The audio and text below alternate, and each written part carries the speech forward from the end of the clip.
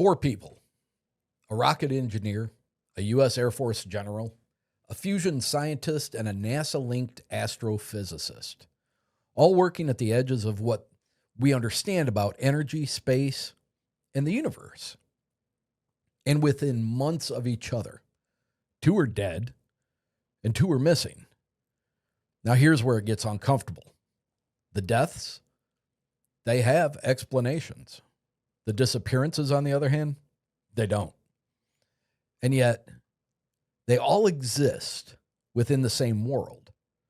Tonight, we're going to look at what connects them, and more importantly, what this all could mean. Let's start with the one that feels most grounded, because it is. Monica Reza, a materials engineer, a specialist in high-performance alloys, used in all kinds of things related to rocket propulsion of all things. The kind of work that doesn't just sit quietly in textbooks. It ends up on the inside of systems tied to national defense and aerospace. She worked with advanced nickel-based materials designed to withstand extreme temperatures and pressures, the kind of conditions you only see in cutting-edge aerospace environments. This isn't fringe science. This is the backbone of modern propulsion. So what happened? June 22nd, 2025, Angeles National Forest. It's a clear day. She's on a routine hike. She's not alone. She's not at all inexperienced. At one point, she's walking just behind someone else on the trail. That person turns around. They exchange a wave. They turn back again, moments later, and she's gone. No sound, no struggle, no sign that she ever left the path. Search teams deploy quickly. Helicopters, tracking dogs, search and rescue, volunteers covering miles of terrain. And nothing. No clothing, no remains, no indication of what happened. And cases like this do happen. People disappear in wilderness areas. It's rare, but it's a real phenomenon. So if that stood alone, that would be tragic, but not necessarily mysterious. But it doesn't stand alone. To really understand why her case stands out, you have to understand the environment that she worked in. Advanced propulsion materials aren't just engineering problems. They sit at the center of military capability, space access, and the next generation of aerospace systems. The alloys she worked on, materials designed to survive extreme heat and pressure, are the kinds of components that go into rocket engines, hypersonic systems, experimental propulsion designs. And those kinds of programs are often funded, compartmentalized, and very, very protected. Now, this doesn't mean her work had anything to do with her disappearance. There's no evidence pointing to that. But it does mean she operated in a world where the stakes are high, and the details are not always made public. And when someone from that world disappears without a trace, it naturally raises a different kind of question. So let me pause there for a second, because there's something about this that doesn't sit right with me, and I don't want it to get lost. We've been talking about Monica Reza, a highly trained engineer who vanishes mid-step on a trail. And on its own, yes, that's unsettling. But here's the part that should make you want to lean in just a little bit closer. She wasn't just any engineer. She was working in a field that feeds directly into the same system, the same pipeline, the same world that General McCasland spent his career, or much of it, overseeing. Now, that doesn't prove anything, but it does something else. It removes distance. These aren't random people anymore. They exist within the same orbit. And when people exist in the same orbit, you have to at least ask the question, What else did they share? Fair enough. Coming up, we're going to look closer at McCasland, not just who he was, but where he was positioned and why Wright-Patterson Air Force Base keeps coming up anytime this conversation even gets close, remotely close to UFOs. And I'm going to tell you right now, this is where the line begins. And I'm going to tell you right now, this is where the line between documented reality and long-standing rumor start to blur. And once you see that, it becomes a lot harder to look at his disappearance as just another missing persons case. Stay with me. Let's talk about General Neil McCasland, because this is where the story changes. And McCasland wasn't just military. He was deeply embedded in the scientific infrastructure of the Air Force. A PhD in astronautical engineering from MIT, commander of the Air Force Research Laboratory, which means at one point he was overseeing some of the most advanced aerospace research within the United States. And that brings us to a location that has been sitting quietly in the background of this entire conversation. Wright-Patterson Air Force Base, Dayton, Ohio. This base has a long history tied to it. This base has a long history tied to advanced weapon systems, aerospace innovation, foreign technology analysis, and whether officially acknowledged or not, decades of rumors involving recovered UFO materials. You've probably heard the term before, Hangar 18. God, I loved that movie when I was a kid. The claim, going all the way back to Roswell, that debris, possibly something more, was transported there, studied, stored, reverse engineered. Now let's be clear. There is no verified evidence that alien materials are housed there. The government has consistently denied it for years. But the story has never gone away. And McCasland, he operated in that world, not as an outsider, but as someone overseeing the very system that would handle advanced, sensitive, or even foreign technologies.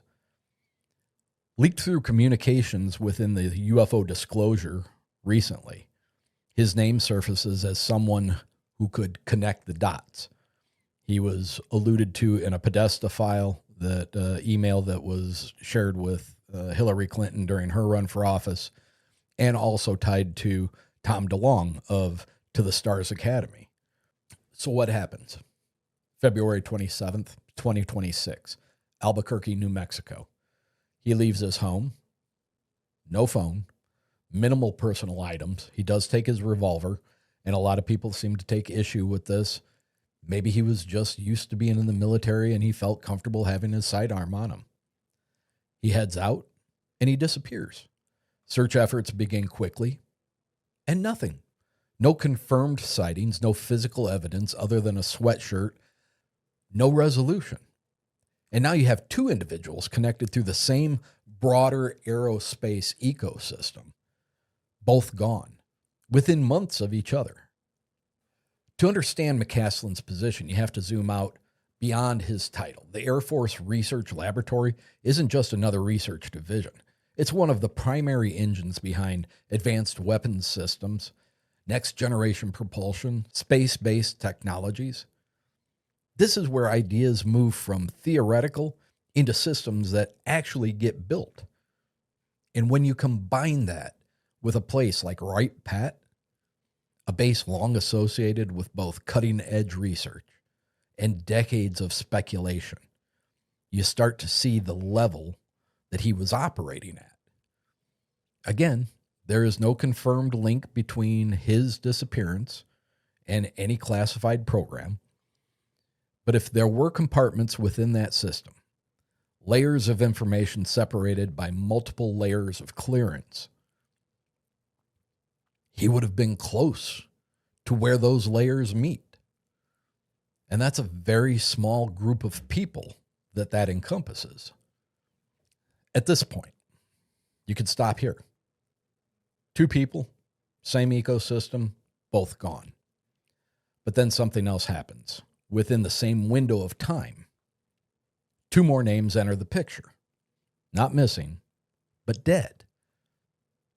This is where Nuno Loureiro enters the conversation. A physicist at MIT, director of one of the largest fusion research centers in the world. Fusion energy.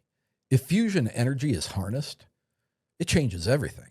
Energy production, global infrastructure, possibly even advanced propulsion systems down the line. This is not fringe science. This is one of the most coveted scientific breakthroughs on Earth.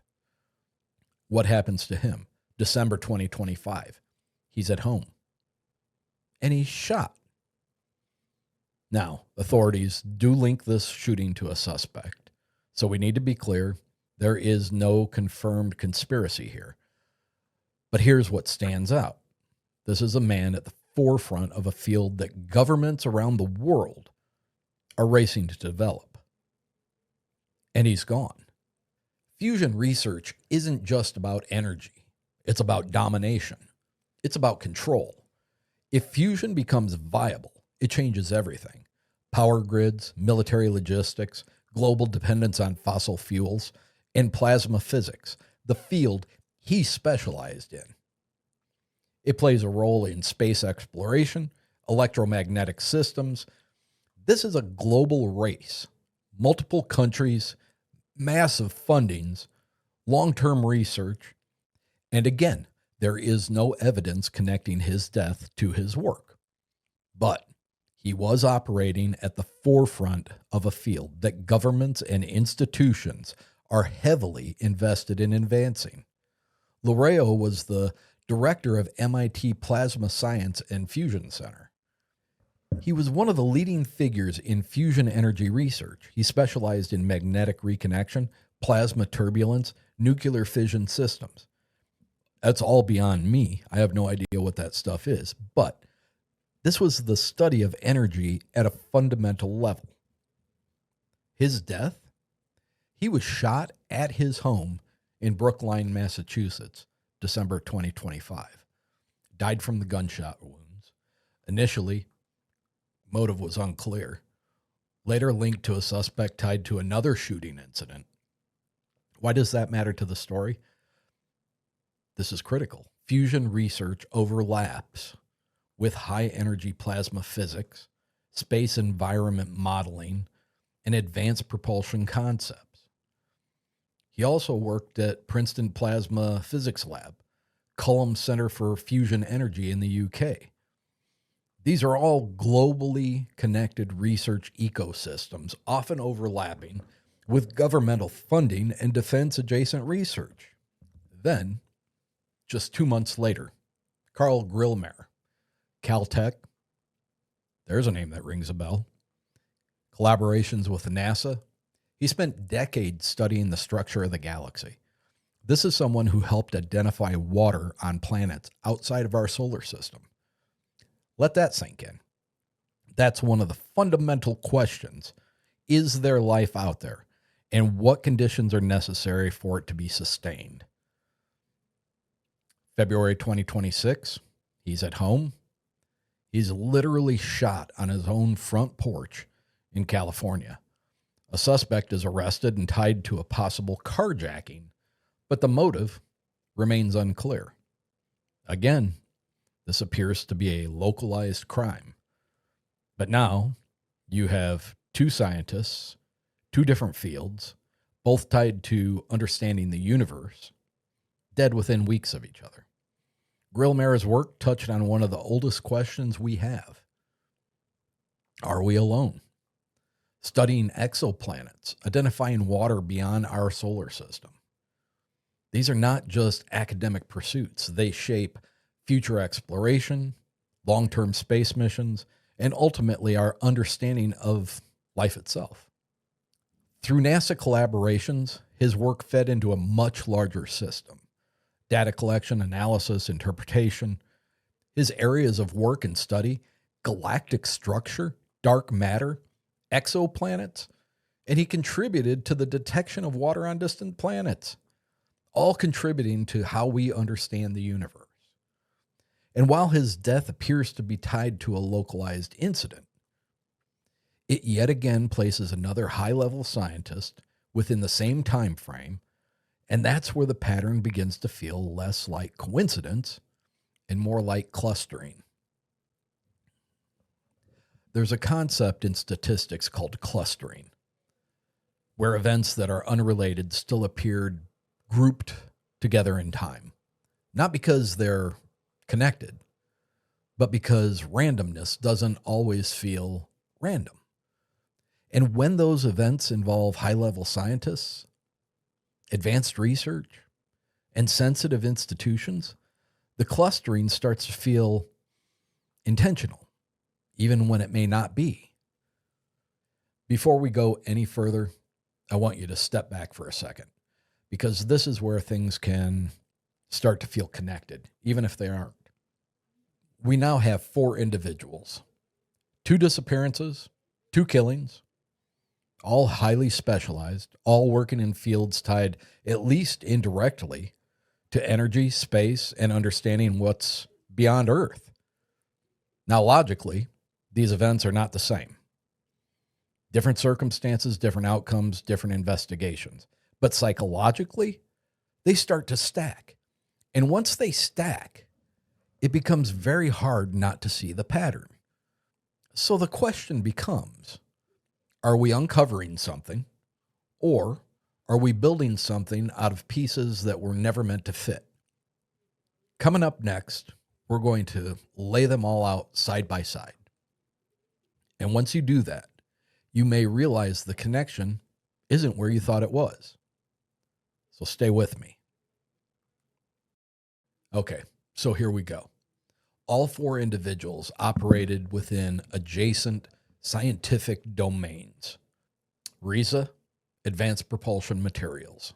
McCasland oversees aerospace R&D. Loureiro, plasma and fusion physics. Grillmair, astrophysics, exoplanets. These fields all intersect with space systems, energy systems, understanding environments beyond Earth. Reza, defense contractor pipeline. McCasland, Air Force Research Laboratory. Loureiro, federally funded fusion research in the UK and the US. Grillmair, collaborations with NASA. That's a shared ecosystem, not a conspiracy. And then there's a timeline cluster. December 2025, Loureiro is killed. June 2025, Reza disappears. February 2026, McCasland disappears. February 2026, Grillmair is killed. All within 8 months. 2 disappearances, 2 killings, all high-level scientists. Loureiro was a targeted shooting with a link to a suspect. Grillmair, homicide with a suspect in custody. Reza, unexplained disappearance. McCasland, unexplained disappearance. 2 explainable, at least partially. 2 are not. Again, this is not evidence, but it is intriguing. There is one more layer to this. And this is where the timing of it all starts to feel different. Because as these events are unfolding, the disappearances, deaths, questions about advanced research, something else was happening in the background. Public conversation around UFO disclosure was again gaining traction and filling media outlets and our social media feeds. Then recently, Congressman Tim Burchett, member of the House Oversight Committee, made a statement that caught a lot of attention. He suggested that within the U.S. government, there are programs so compartmentalized, so restricted, that even elected officials may not have full visibility. Now, we've been getting a sense of that throughout all of the congressional hearings and whistleblower testimonies. And more specifically, he pointed to what he described as a pattern. Scientists, engineers, people working in fields like propulsion, plasma physics, advanced aerospace, some of them reportedly dying or disappearing around the same time conversations about disclosure begin to ramp up again. Now, we need to be very clear here. This is a statement on his part, not evidence. There is no confirmed link between what he's describing and the individuals we're talking about here tonight. But what it does show is that the question isn't just coming from outside anymore. It's being asked from inside the system itself. And that changes the tone of the conversation, because now it's not just what happened to these individuals. It's also who actually has access to the full picture. And maybe more importantly, who doesn't? And once that question enters the room, everything we've talked about tonight starts to feel a little bit less isolated. And then there's the potential UFO connection. McCasland, his proximity via Wright-Patterson, combined with the suggestion that he was in some way tied to disclosure. Grillmair, astrobiology, potential for finding life beyond Earth.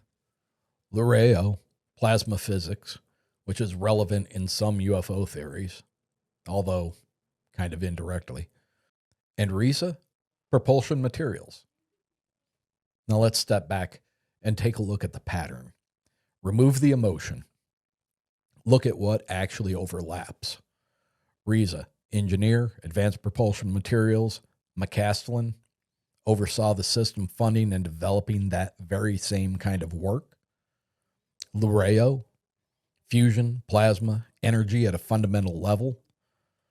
And Grillmair, astrophysics, exoplanets, and the search for life beyond Earth.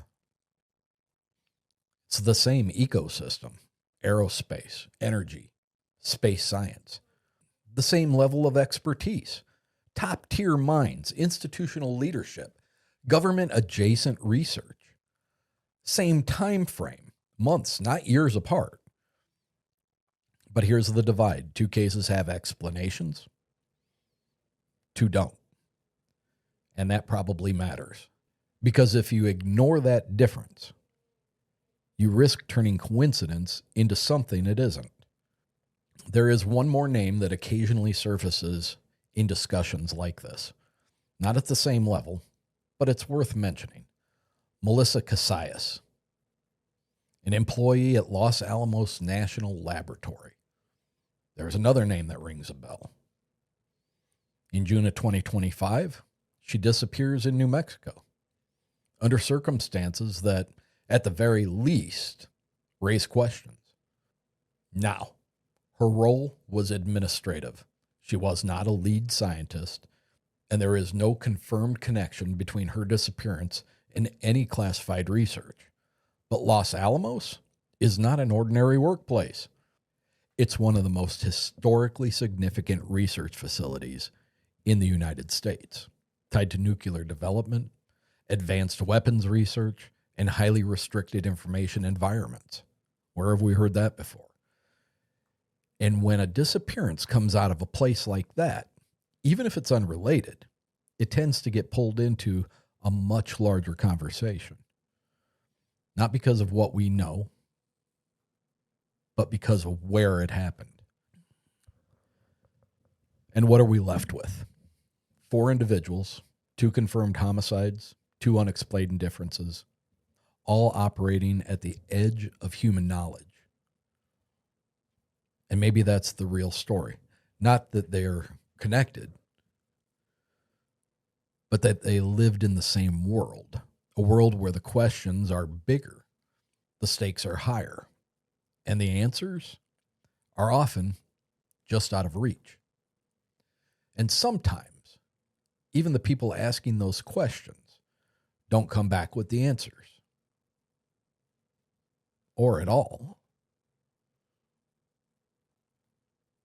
And maybe that's where this ends, not with answers, but with a realization that the deeper you look into stories like this, the less they behave like clean narratives.